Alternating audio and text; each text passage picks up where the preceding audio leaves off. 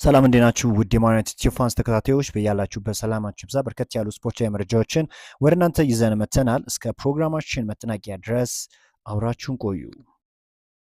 ዲያጎ ዳሎ እንዲህ ሲል ተናግሯል። ሼሽኮ ድንቅ ሜንታሊቲ ያለው ተጫዋች ነው። ተቀይሮ ከገባ በኋላ ሜዳ ውስጥ ሪያክት የሚያደርግበት መንገድ ድንቅ ነው። እርሱ አሁንም ወጣት ነው እና በደንብ መስራት ይጠበቅበታል። እንደ እርሱ አይነት ተጫዋቾች ያስፈልጉናል ሲል ቤንያሚን ሼሽኮ በማንቸስተር ዩናይትድ ቤት አሁን እየሰራ ስላለው ነገር ፖርቹጋላዊ ተጫዋች ዲያጎ ዳሎ ተናግረዋል።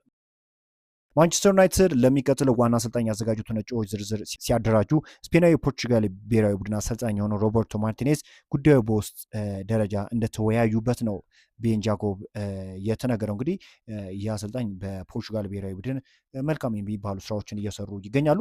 ከሱ በተጨማሪ እንግዲህ ጁሊያን ነግልስማን በፕሪሚየር ሊግ ውስጥ የመስራት ፍላጎት እንዳለው እና ለዚህም በክረምት ዝግጁ እንደሚሆን ይጠበቃል። ይህንም ተከትሎ በማንቸስተር ዩናይትድ የአሰልጣኝ እጩዎች ዝርዝሮች ውስጥ ሊካተቱ ከሚችሎች ውስጥ አንዱ ይሆናል ተብሎም ይጠበቃል። ጁሊያን ነግልስማን እንግዲህ የባየር ሙኒክ አሰልጣኝ እንደነበረ ይታወቃል። ጥሩ ነገርን ሰርቷል በባየር ሙኒክ ቤት። ነገር ግን ጊዜ የተሰጠው አይነት አሰልጣኝ ነው ማለት አይቻልም እና አሁን አሰልጣኝ እንግዲህ በማንቸስተር ዩናይትድ አሰልጣኝ እጩ ዝርዝሮች ውስጥ የተካተተ አሰልጣኝ እንደሆነ ነው እየተገለጸ የሚገኘው።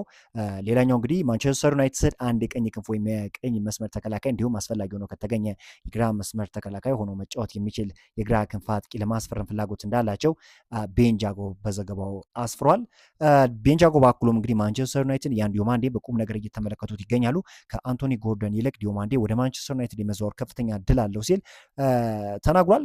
ይህ ተጫዋች እንግዲህ ማንቸስተር ዩናይትዶች ቆየት ብለዋል እንግዲህ መከታተል ከጀመሩና ተጫዋቹ በጣም ድንቅ የሚባል እንቅስቃሴ በአርቢ ሌይፕዚግ እንደውም አንዳንድ እንቅስቃሴዎችን መመልከት ችዬ ነበርና ተጫዋቹ የእውነት ወደ ማንቸስተር ዩናይትድ ቢመጣ የሚሰጠው ግልጋሎት እጅግ የላቀ ነው ተብሎ ነው የሚጠብቀው።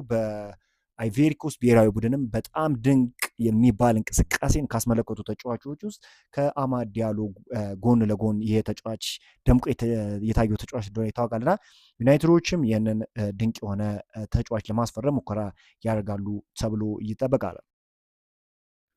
ሁዋን ማታ ስለ ማይክል ካሪክ ተናግሯል። እሱ በጣም ብልህ ነው፣ እግር ኳስን ይወዳል፣ ለክለቡ አስፈላጊ የሆኑ ውጤቶችን እያመጣ በመሆኑ ደስተኛ ነኝ፣ ከተጫዋቹ ጋር እንዴት መስራት እንዳለበት ያውቃል፣ አሁን ላይ የእሱን ቡድን በደስታ እየተከታተልኩት ነው ሲል ነው ሁዋን ማታ የተናገረው። ማይክል ካሪክ እንግዲህ በብዙዎች የሚወደድ በተለይም ደግሞ ስም ያላቸውን ተጫዋቾች ከዋክብቶችን የመምራት አቅም ያለው ተጫዋች አሰልጣኝ እንደሆነ ይታወቃልና ምርጥ አሰልጣኝ ሊሆን እንደሚችል እንግዲህ ክርስቲያኖ ሮናልዶን ከዚህ በፊት ተናግሮ ነበር እና እስካሁን ድረስ ባለው ሁኔታ ተጫዋቾች ምን ያህል ደስተኛ እንደሆኑ መመልከት ይችለናል በማይክል ካሪክ የአሰልጣኝነት ጊዜና ይህ አሰልጣኝ እንግዲህ ወደፊት በማንቸስተር ዩናይትድ ይቀጥላል አይቀጥልም የሚለውን አብረን የምናየው ነገር ቢሆንም ነገር ግን አሰልጣኙ እስካሁን ባለበት ሁኔታ አንጻር በማንቸስተር ዩናይትድ ቤት ውጤትን እያመጣ ነው እና የማንቸስተር ዩናይትድ ደጋፊዎችም ሆነ እንግዲህ የማንቸስተር ዩናይትድ የበላይ አካላት ደግሞ የሚፈልጉት ነገር ውጤት ነው። በዚህ የሚቀጥል ከሆነ የማንቸስተር ዩናይትድ ዋና አሰልጣኝ ሆኖ የማይሾምበት ምንም አይነት ሪዝን አይኖርም። ውጤቱ ላይ መሰረት ያደረገ ነገር ነው። በምንም አይነት ሁኔታ ማሸነፍ የሚችል ከሆነ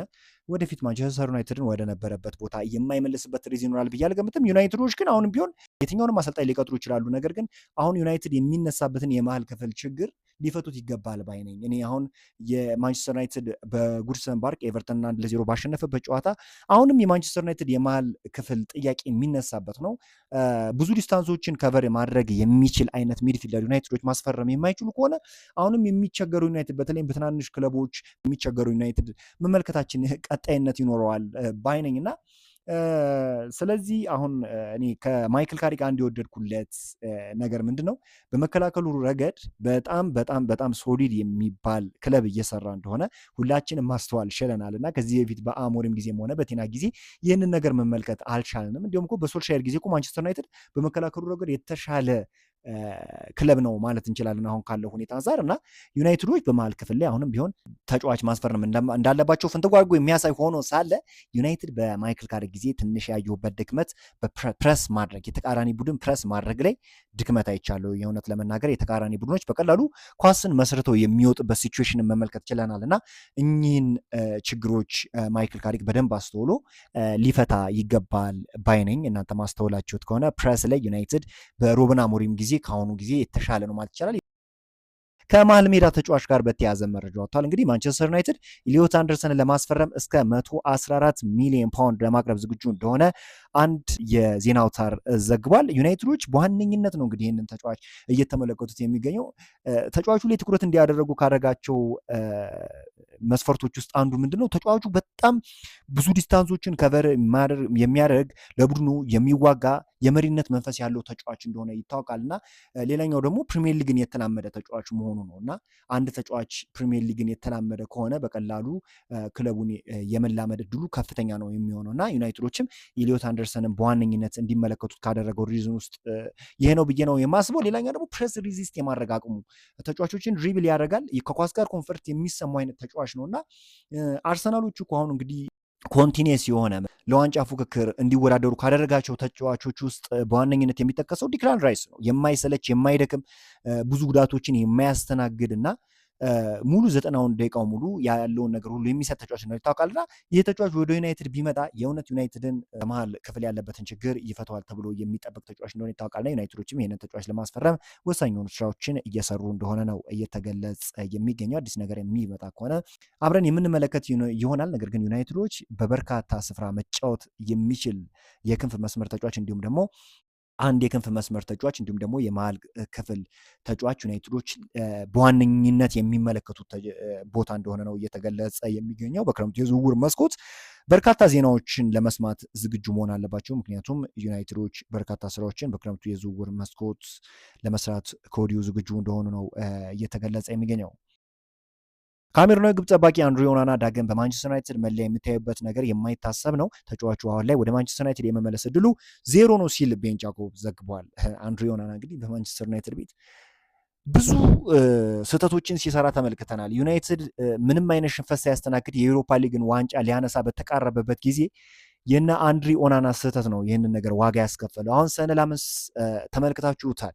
እንደዚህ አይነት ተመሳሳይ ስህተቶችን ሲሰራ አልተመለከትንም። እንዲሁም ዩናይትድ በኦልትራፎርድ ፉላምን በገጠመበት ጨዋታ ታስታውሱ እንደሆነ የአዳነው ኳስ ተመሳሳይ ከአንድሬ ኦናና እንግዲህ በዩሮፓ ሊግ ከተቆጠረበት ጎል ጋር ተመሳሳይ ነበርና ሰነ ላመንስ የእውነት ማንቸስተር ዩናይትድን በጣም እየጠቀመው እንደሆነ ስታቶችን ፍንትው አድርገው ያሳያሉ እና ሰነ ላመንስ ማንቸስተር ዩናይትድን ከተቀላቀለበት ጊዜ አንስቶ ማንቸስተር ዩናይትድ ከ19 ጨዋታዎች 2 ጨዋታዎችን ብቻ ላይ ሽንፈት እንዳስተናገደ ማሳያ ነው። ዩናይትዶች ብዙ የአቻ ውጤት እንዳላቸው ይታወቃል። ግን እንደ አጠቃላይ ስንመለከት ይህ ተጫዋች ለማንቸስተር ዩናይትድ እየሰጠ ያለው ነገር በጣም አስገራሚ ነው ማለት ይቻላል። ወደፊትም የተለየ ነገርን በማንቸስተር ዩናይትድ ቤት ይሰራል ተብሎ ይጠበቃል።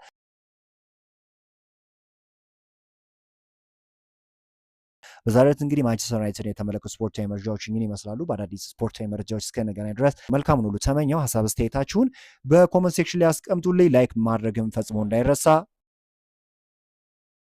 አብራችሁን ስለቆያችሁ ከልብ አመሰግናለሁ።